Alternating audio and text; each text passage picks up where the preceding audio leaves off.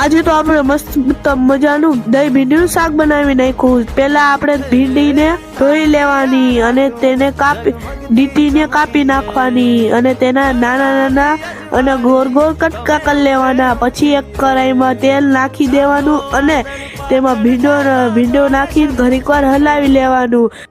પછી ટમેટાને આપણે ફટાફટ જટાજટ કાપી લેવાના। ભાઈ મજા।